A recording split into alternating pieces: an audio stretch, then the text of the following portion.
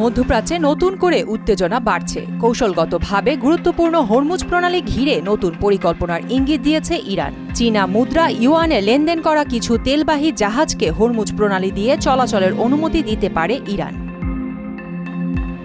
এদিকে মার্কিন president Donald Trump বলেছেন যুক্তরাষ্ট্রের সামরিক বাহিনী খার্ক আইল্যান্ডে বড় ধরনের হামলা চালিয়েছে। তিনি বলেন, হরমুজ প্রণালী দিয়ে জাহাজ চলাচল ব্যাহত হলে ইরানের তেল অবকাঠামো লক্ষ্যবস্তু হতে পারে।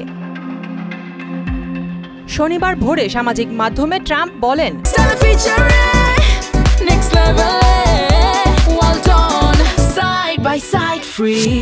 যুক্তরাষ্ট্রের সামরিক বাহিনী মধ্যপ্রাচ্যের ইতিহাসে সবচেয়ে শক্তিশালী বোমা হামলাগুলোর একটি পরিচালনা করেছে এবং ইরানের ক্রাউন জুয়েল খার্ক দ্বীপে থাকা সব সামরিক স্থাপনা সম্পূর্ণ ধ্বংস করা হয়।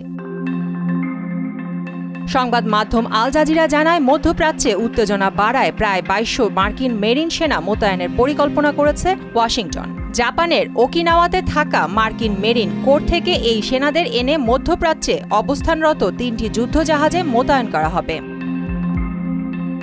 অন্যদিকে যুক্তরাষ্ট্র সরকার ইরানের শীর্ষ নেতাদের বিষয়ে তথ্য সরবরাহের জন্য $10 মিলিয়ন পর্যন্ত পুরস্কার ঘোষণা করেছে। যাদের বিষয়ে তথ্য চাওয়া হয়েছে তাদের মধ্যে রয়েছেন ইরানের নতুন সর্বোচ্চ নেতা মোস্তফা খামেনি, উপদেষ্টা আলী লারিজানি, স্বরাষ্ট্রমন্ত্রী ব্রিগেডিয়ার জেনারেল এসকান্দার মোমেনি এবং গোয়েন্দা ও নিরাপত্তা মন্ত্রী ইসমাইল খাতিব। প্রিয়াঙ্কা নিতু, মোহনা সংবাদ।